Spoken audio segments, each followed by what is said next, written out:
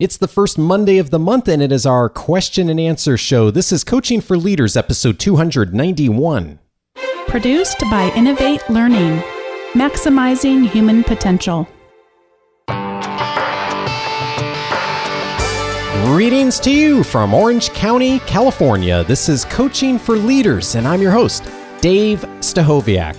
Leaders aren't born, they're made. And this weekly show gives you access to the practical wisdom that will empower you to become a better leader. If it's your first time tuning in, welcome to the show. We're glad to have you.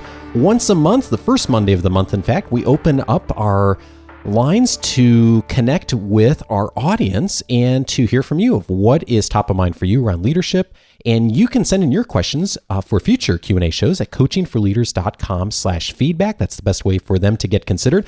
I am here with my almost always co-host, Bonni Stachowiak, who is friendly and feisty as always, and will have lots for us as far as leadership wisdom, Bonni, as you do every month.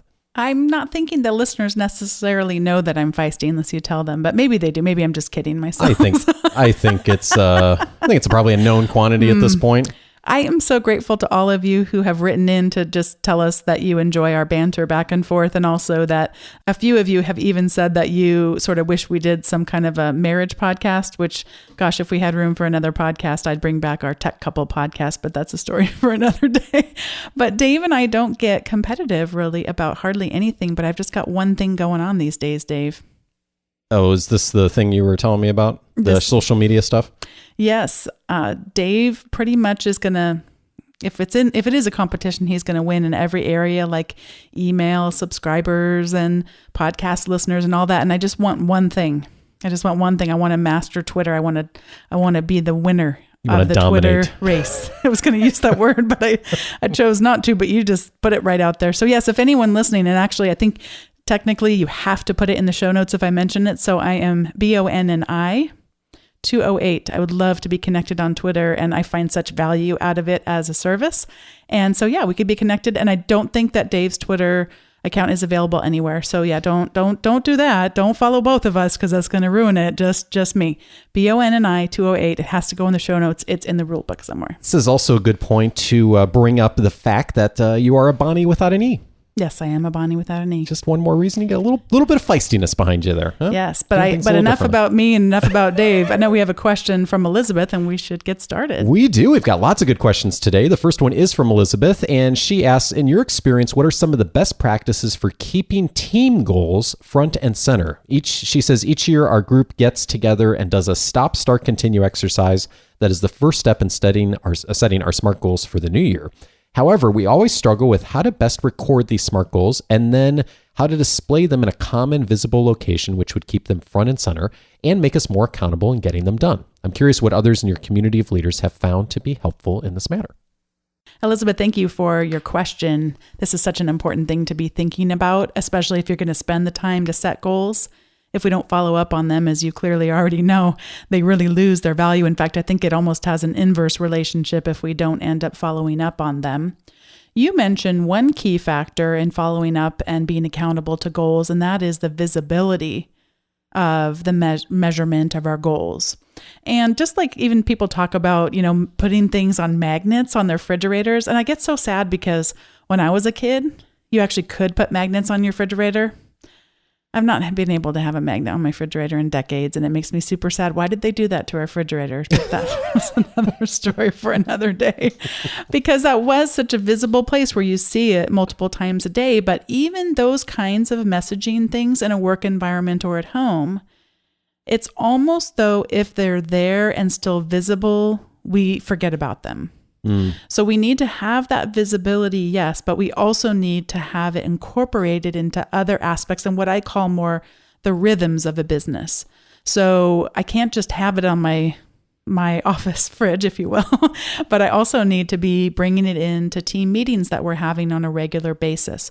One of the practices I find especially helpful is to translate those goals into something that is measurable. Of course, SMART goals are always measurable. And then to have that captured somewhere in what is often called a dashboard. Dashboards can be analog, so you could have, them posted up on bulletin boards and have them printed out for various meetings, but they also can be digital. And if you just do a quick Google search for digital dashboards, you'll find a lot of tools to help you do that. And you can have even websites where you keep track of your digital dashboard on the website. Some companies will then have a monitor somewhere, or even just an iPad that's kind of embedded in a frame of some kind so that becomes visible of where we are. And a lot of times companies use the symbols of a traffic light on their digital dashboard. So they might have green, things are going great, yellow, not so good, and then red, things are really in trouble here. And just as a side note, sometimes when we see red, we instantly want to go and fix that. Oh, this is not working, this is on fire, we got to fix it. However, a lot of times you'll find organizationally that actually that should be something that we look very closely at as perhaps not something we should even have included in our goals anymore, unless it's of course essential to the company's success. But very wise people have talked about how the hardest decisions we make in business is not what we're going to do, but what we're not going to do.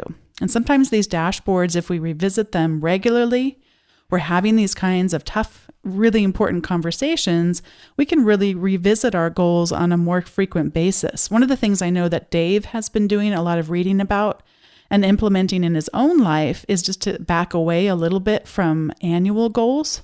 Because my gosh, we're more speaking in personal goals, professional, individual goals that get set. But you look at like the end of your year, how much could you really forecast what was going to be important in December next year when you're in January? I mean, it's just really, really hard to do that versus more, I think that's the 15-week year or something like that, breaking down the year up into smaller goal setting segments. So that's a lot to say, Elizabeth. I would have two overall recommendations for you. One is, yes, get that visibility and decide whether or not the visibility should happen digitally, perhaps, if that's a good option for you and the culture of your company. And then also think too about the rhythms of the business and how do you get these discussions where this is on the agenda so we're all going to remember to make sure that we talk about it. I agree with everything Bonni said, and I think there's also a couple of tactics you can use as a leader to make that real.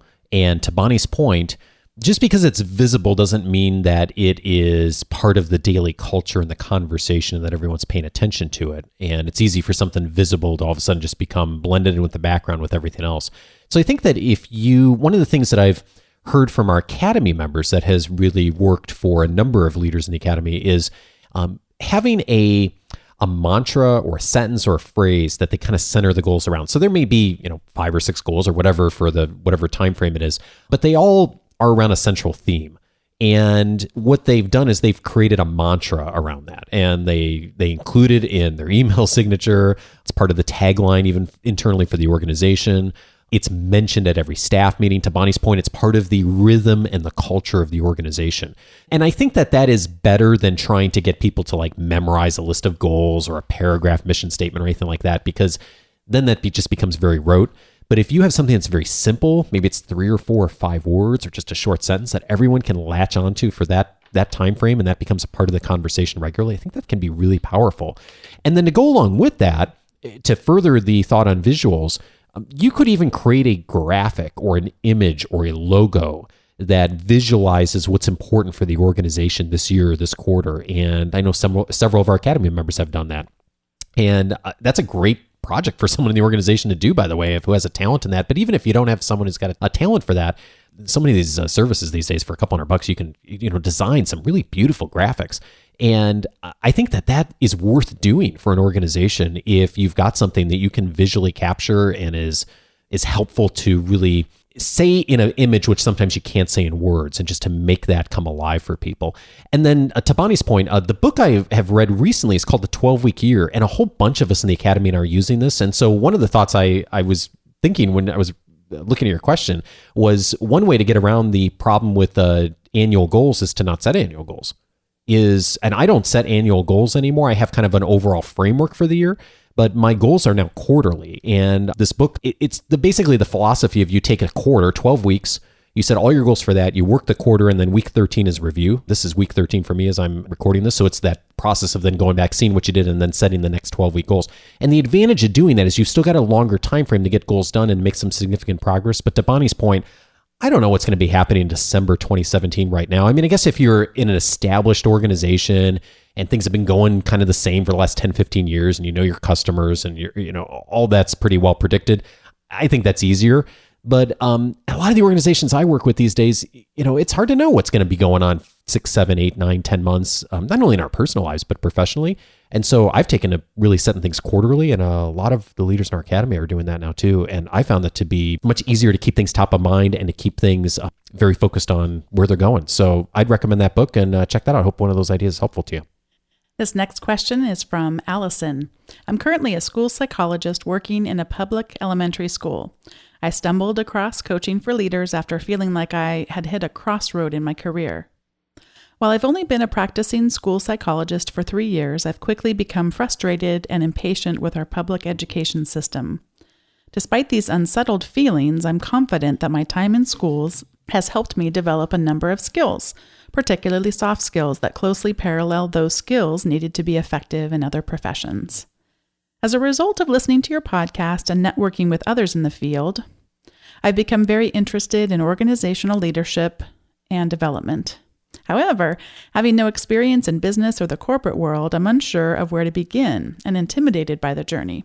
I relate to so many of the topics you have on your episodes, and while I'm able to make connections between my work and these other career areas, I'm uncertain of appropriate steps to take in initiating a career shift. How would you suggest starting? Are there good books you could recommend that could help build my understanding of business and organizational development? Well, thank you so much for this question, Allison. I'm really fascinated what Bonnie's going to say too, because there's so many different ways we could go with this. So let me first answer your question, and then I'm going to challenge your question, if that makes sense. So first, the answer. A couple of resources, and especially a few organizations that would help. Organization Development Network is the organization that I know of. I've not been a member, but I've heard many good things about them over the years. I think that would be a wonderful organization to check out. I know they have a large virtual community online, so check them out for sure. That'd be a good starting point because they'll have places you can connect with locally and virtual forums and all that. The other organization that I would suggest looking at is the Association for Talent Development. And it was formerly the American Society for Training and Development. It's now called ATD, Association for Talent Development. That's a broader organization around talent development. And so there's a lot of umbrellas that covers as far as training and some HR areas. But they also, many of the chapters have either an interest group or a number of practitioners who are OD practitioners. And so I think that would also be a great place to look to because ATD has chapters all around the world. And there's probably a chapter that's pretty close to you. So in addition to just all the virtual network, you could probably get to start meeting some people in person who also have a passion for this as well too. And then another organization that I'll mention is the International Coach Federation, which is a great organization as a starting point for people who are interested in doing professional coaching, who want to work with leaders or work with business leaders to develop an expertise in coaching. And so the reason I'm mentioning that third one actually comes in a little bit of your question. You mentioned being a psychologist, and psychology and coaching, of course, are not the same things, but they are kind of under that's kind of in the same general field. And so while there's distinctions, I do know many people who have been psychologists who have moved into coaching and vice versa. So I think that there's some connections there, and that would might be an organization that'd be really helpful to you. The reason I was thinking about that too is you may also want to think about a profession or doing work as a coach as opposed to as an OD professional. And the reason I say that is because I was thinking to your question, I was thinking back when I was in school getting my business degree, I had to take a class on microeconomics and I had to take a class on macroeconomics. For those of you who aren't familiar with econ classes, microeconomics is a study of an individual firm, an individual organization, and how they make decisions with scarce resources, which of course is what economics is. Macroeconomics is looking at the entire economy. I say that in the terms of your question because you mentioned how much you like the show and a lot of the topics that are on the show, and I don't see a lot of the topics on the show as being what I would consider to be OD topics, because a lot of the things that OD professionals are doing are kind of the macro leadership things. They are looking at employee engagement surveys. They're putting together strategy for training and development. They're looking at the big macro things in medium to large size organizations. So most OD professionals are people who are working for fairly large organizations, and they're doing things that tend to be more at the macro level. I see this show more of kind of like at the micro level of what are you doing and what can you use as an individual leader. And so the reason I mention that is because if the topics on the show are really resonating with you pretty regularly, that may be the kind of thing where coaching or even going into an organization and being a leader yourself may be of more interest to you. So I would explore both just so you get a sense of, you can go talk to some of the folks in some of these organizations. You can kind of get a sense for what they do, what their activities are, what's really exciting to you, what's fun to you, and where you want to go as far as the next step in your career. And I think there's a lot of things you could potentially do with that. I also have a couple book recommendations for you too. If you are definitely interested in kind of the OD route, I would recommend a book Bonni and I both studied when we were in school called Reframing Organizations. It's in its 5th edition. Bowman and Deal are the authors of that. That's it's very much a textbook, but it's very good as far as an overall framework for organizational development and behavior in especially large organizations. I'd also recommend a book that's difficult but is powerful, Organizational Culture and Leadership by Edgar Schein. It's in its 4th edition. Very powerful book. It'll take you a bit to get through it, but it'll help you to really see and understand more of the complexity of culture in organizations. And then finally, I'd recommend The Fifth Discipline by Peter Senge. Also not an easy read, but you'll never look at an organization the same way after reading The Fifth Discipline. It really is, I think, a masterful book at helping to illuminate the complexity in organizational behavior and organization design and how organizations become learning organizations. And it's a book that is a seminal book in the OD field. So curious what Bonni thinks as well too. Are you into my micro macro way of looking at this? I hadn't thought about it, but it was interesting to hear. I thought when you said you were going to push back in terms of just, does taking yourself outside of your current situation solve the problem? And of course, Dave and I don't really know that, because it's hard to know if it's just a cultural thing within the specific situation that you're in that could be remedied, because I don't know enough from your question. I read recently a book called Literally Unbelievable, and it is Bronwyn, I believe her last name is Harris, and she shares stories about teaching in inner city Oakland, California. And she is no longer teaching, #spoiler alert, sorry, but she's not teaching, but she tells just these devastating stories of these students, and that just ultimately, I can't even do it justice. It's a wonderful book, but ultimately for her own mental and physical health, she needed to do something else and couldn't be in the system that just, it seemed like she was just a cog in the wheel, wasn't able to see the meaning and the progress in her work. So it's hard to know as I'm reading this if that's the kind of situation. Or one of the other things that really comes up in the literature around this is just how much a leader makes a difference. And what's hard to know is if you were in a different school with a really good leader, could your entire career be transformed? And so that's really hard for me to tell too. So anyway, I thought that's where you were going to push back on. No, but it's a great thought. I'm glad you mentioned that, because a leader makes such a difference. I mean, you can do literally the same job. You go to a different place so many of our audience knows this, but it's so impactful. Another area that you could explore is industrial psychology, which is very close to OD, but you already would have probably taken many of the courses. They may not transfer because it might be too different of a context, but you at least would be familiar with some of the psychology researchers, experts, human development models, that kind of thing that might make that an interesting area for you to explore. Industrial psychology is this area where you can take some of the psychology pieces that you learned in your past degrees and just be able to apply it in a different context. So that might be something worth looking at as well. I will say, Allison, I'm so proud of you though, just for exploring these questions and really digging deep and then reaching out to ask for help, because it's really kind of a miserable experience to not really be happy with what you're doing for years on end. Yeah. And you've been at it for 3 years. If you were asking this question at year one, my answer would have been totally different. But, year 3, you probably know a lot. It's unclear to me if you switched schools at all in that time, but that would be one other question like I mentioned earlier. But best wishes as you pursue this, Dave, and I would love to hear from you and let us know how it's going. Yeah, please do. And for those listening who aren't already aware, one of the things that Allison brings up in her question is some of the other topics on the show. And if you haven't already, you can set up your free membership for Coaching for Leaders by going to the coachingforleaders.com website. And one of the things that gets you access to is pretty immediate access to the library of shows that we've had in the past. And so you can search all of those show topics by topic and get into the library there and search for things like feedback. There's actually a tag for organizational behavior, organizational development. I can't remember which one. So you can find all the past shows on that. So if you haven't already set that up, I'm sure you have, Allison, but if other folks haven't set that up, go to coachingforleaders.com. You'll be able to set that up. In addition, you'll get access to the weekly leadership guide. You'll get access to the member casts, which come out monthly with even more information and some of the voices from our community. So again, coachingforleaders.com to get access to that. So let's go ahead and jump over to our next question here. This question is from Joel. I run a martial arts school. I'm at the point where I need and want to develop the next round of instructors at my school to help individuals become solid leaders and also build our capacity by developing more instructors. I'm not really sure what the best way would be to develop this leadership team in a structured way. Is there something you can think of that would help with? Thanks for your question, Joel.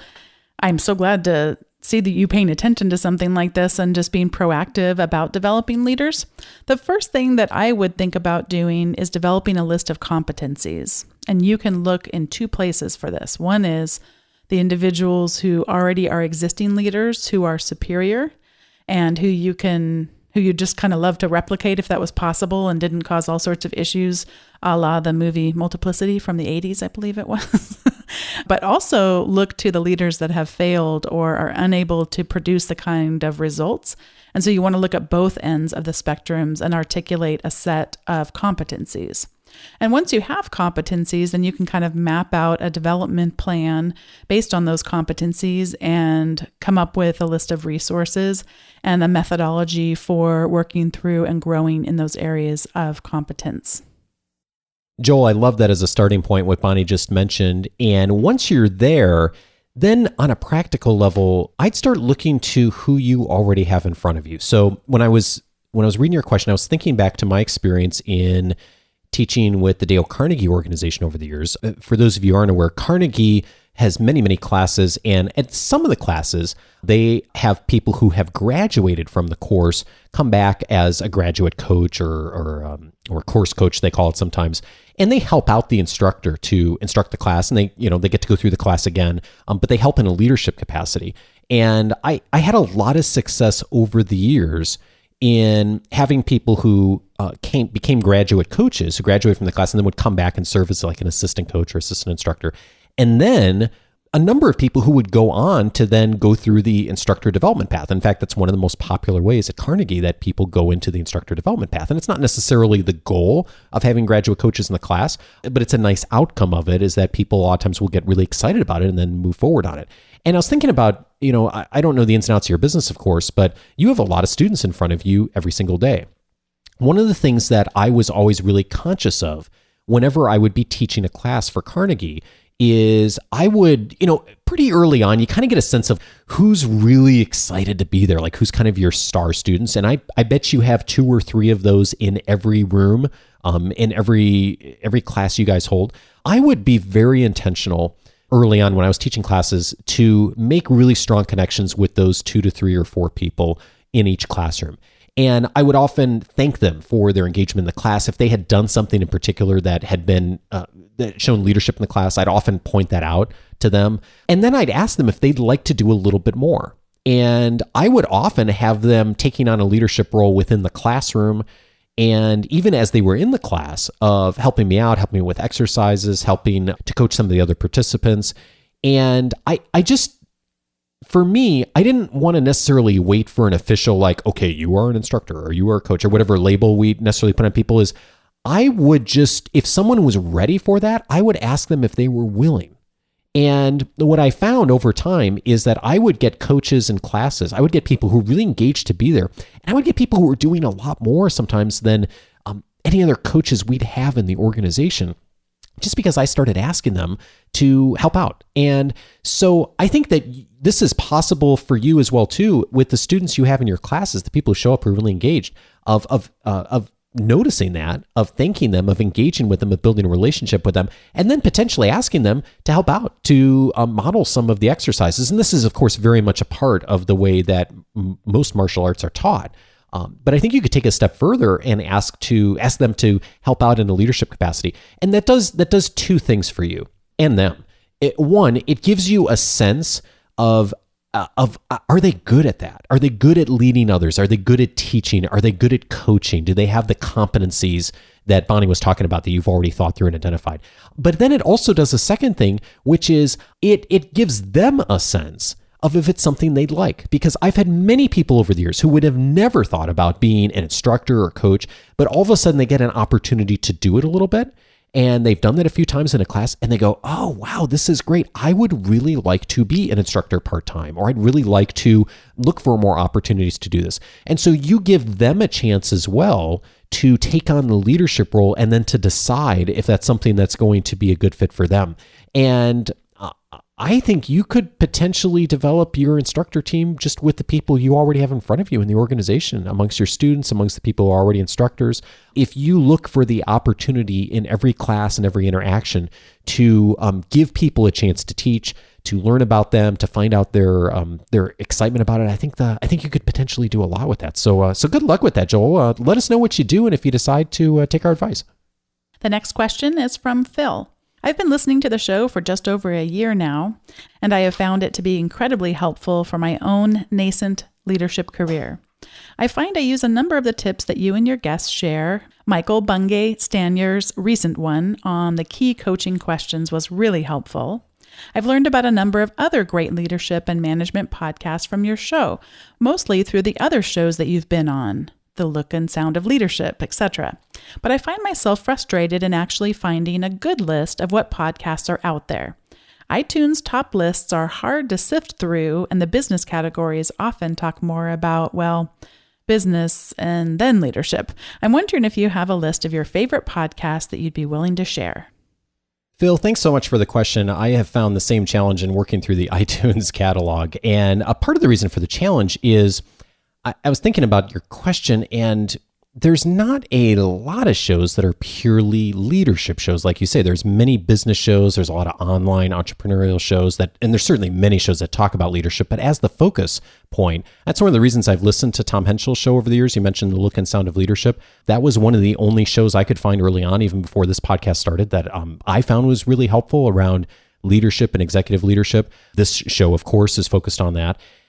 I'm kind of drawing a blank on other shows that I could recommend that were purely focused on leadership. And I know they're out there, but I actually don't listen to really any other leadership podcasts other than Tom's show and this show. And it's not because I know everything there is to know about leadership, far from it.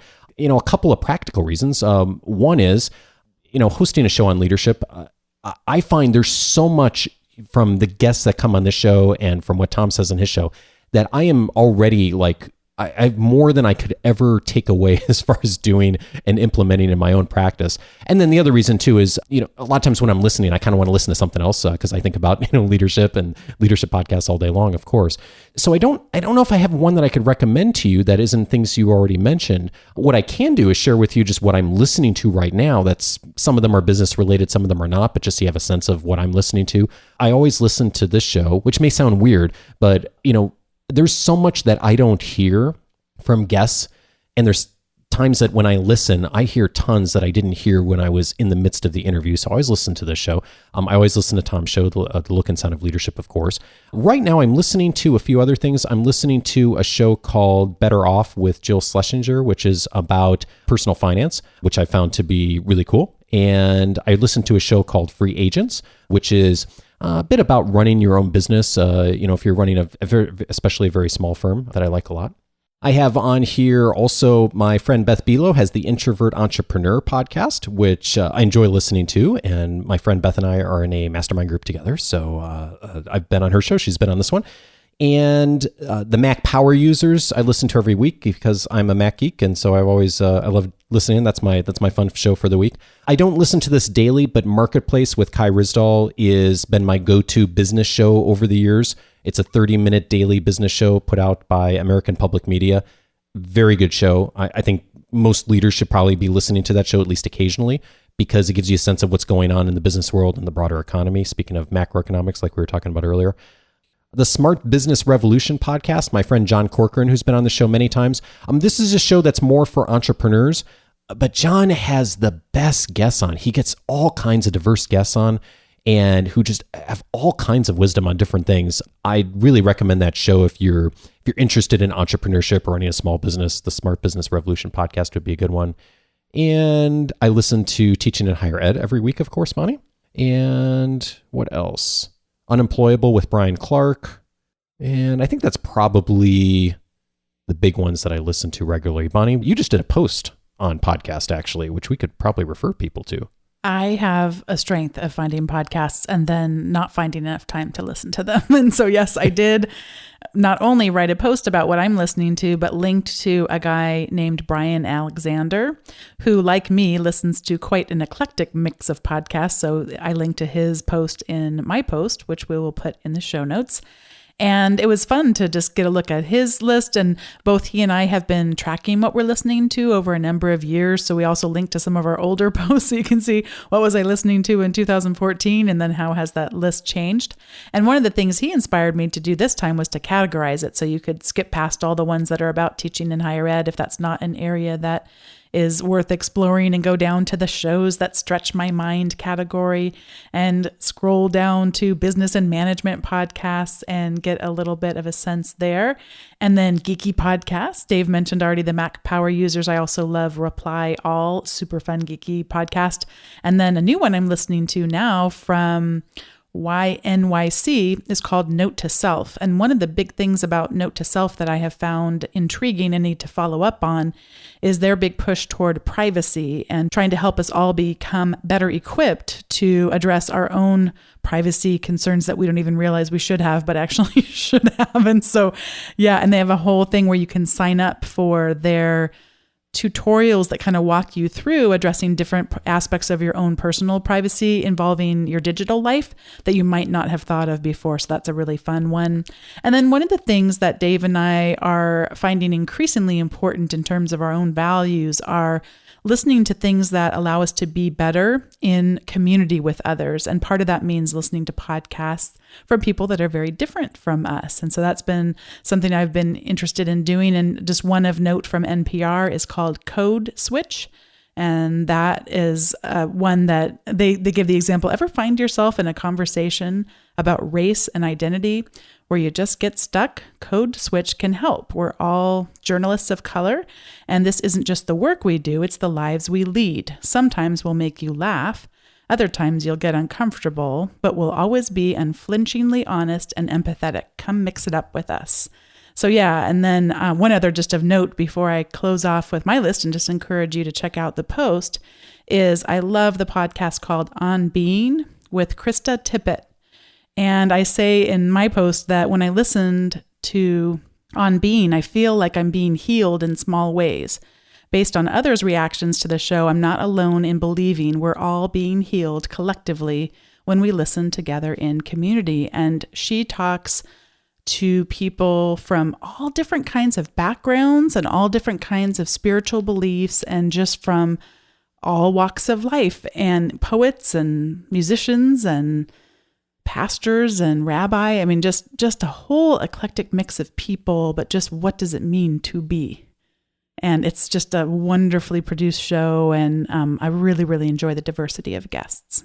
Well, thanks for mentioning all those. And your comments made me think, when we're thinking about leadership so specifically, one of the other things that, for me, I think is something that strikes me whenever I see the lists of leadership podcasts or top leadership shows. In fact, I was looking in iTunes, I was thinking about your question, Phil. I was looking at iTunes, and I ran the top 100 business podcasts in iTunes.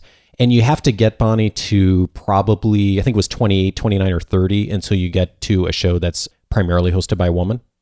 I mean, the rest of them are either dual hosts or it's mostly men. Mm-hmm. And you look at some of the top leadership podcasts, articles, lists of podcasts, a lot of the lists are men or mostly men. We have a huge opportunity for more strong female voices, especially running leadership podcasts. And I'm just kind of putting that out there. I don't have an answer to this. I'm part of the problem, but I think there's an opportunity. You should start a podcast, Bonni, on speaking of new podcasts. And we'll know that the sign is that I should do that because I double my followers from this very episode. It's possible.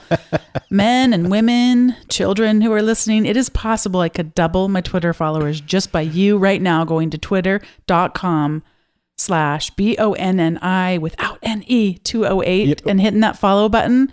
And that would be our sign that I should start my own leadership podcast. People always say on the show, the listeners, they say they really like, there's never a sales pitch on the show. So now, now you'll know. This is your sales pitch. I make 1 penny for each follower on Twitter. No, I do not. That's ridiculous. No, I do not. It's just my one thing you can give me. We need more female voices in podcasting in general.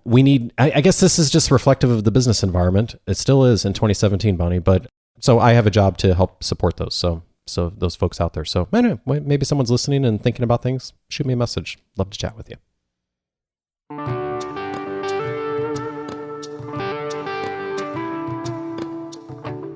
Our producer, Andrew, has done a great job, as always, of capturing the notes and links for everything we mentioned in today's episode. You can get to that by going to coachingforleaders.com/291. That's also the place to add in your comments as well. Perhaps there's something that you think we missed in our responses, or maybe there's somewhere you disagree with us and have a different opinion. Coachingforleaders.com/291 is a great way to add in your voice into the conversation as well.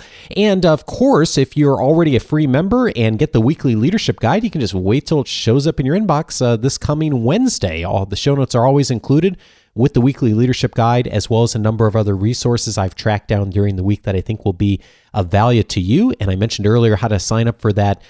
The free membership, just go to coachingforleaders.com. That'll get you access to all of that. It'll also get you access to the entire podcast library and one of our past episodes that may be of value to you, especially if you are thinking about organization development, or if you're just thinking about how to lead through change, is episode number 224. I had Jacqueline Farrington on the show, and we had a discussion about how to lead through uncertainty and change. We talked about a number of principles in that episode, and we talked about some of the organizational development theories that are out there. So I'd certainly encourage that as a listen if you have an interest in OD, even probably more specifically if you're leading through uncertainty and change or about to right now, and who isn't these days. Episode 224 is a really valuable listen for that. Also, a couple of member casts I'm going to recommend based on the questions that came in today. You have access to the member cast if you're already a free member. Just log into the dashboard on the website at coachingforleaders.com and you'll see a button for member cast. Again, if you're not a member, you can sign up for free at the website. And when you get in there, member cast number 4 is titled How to Create a Team Vision. That is based on a lesson I aired a couple of months ago on how to create a shared vision for your organization. Relates back to that first question that Elizabeth asked about how do you keep those goals front and center. If you're not even at that point yet of thinking like, well, how do I create a vision or start to put those goals in place in the first place, membercast number 4 is about a 20-minute lesson on how to start that, not only tactically, but even more importantly, philosophically, of how to really approach that mindset of how you want to engage people and begin to create a shared vision in your organization. So again, membercast 4 is the great way to do that. And then also membercast number 5, I aired a membercast on the value of coaching certifications. Now, I think for most of our listeners, this probably isn't going to be an episode that's going to be of interest because most of our listeners are not professional coaches, and I don't typically talk a lot about the professional coaching industry on the show. That said, there are certainly a number of coaches who do listen to the show, and I get fairly regularly the question of what's the value of coaching certifications. I decided just to go ahead and air a membercast on it, just for my perspective of what I think about it. If that's of interest to you and you are a coach, or maybe you're thinking about becoming a coach, membercast number 5, the value of coaching certifications, I think will at least give you my perspective on it. And there's lots of perspectives out there, but it's just one way of looking at it. And I try to look at both sides for those of you who are considering that. as a possibility. So check those out. And again, you can access to all of our standard episodes just by going to coachingforleaders.com/the episode number. And the membercast, as I mentioned, you can access if you have a free membership on the website. You can set that up just a few moments at coachingforleaders.com. And next episode, I am glad to be welcoming Teresa Shaheen to the show. She is going to join me next week to help us all discover how to solve really big problems. She is an expert in social entrepreneurship. And even though this isn't a show about entrepreneurship per se, entrepreneurs are masterful at solving problems, listening well, and helping people to do things better. And she's going to teach us some of those tactics and how we can approach that in our organization. So don't miss it. Thank you also this week to Kirk up in Canada for the very kind review on iTunes. Actually, a repeat review. He updated his review previously. Kirk has been listening to the show from the very beginning. Kirk, thank you so much. I'm honored. I really appreciate your dedication to listening to the show. Hey, if you'd like to leave a rating or review as well, go to coachingforleaders.com/iTunes. Have a great week and see you next week to talk about how to solve really big problems.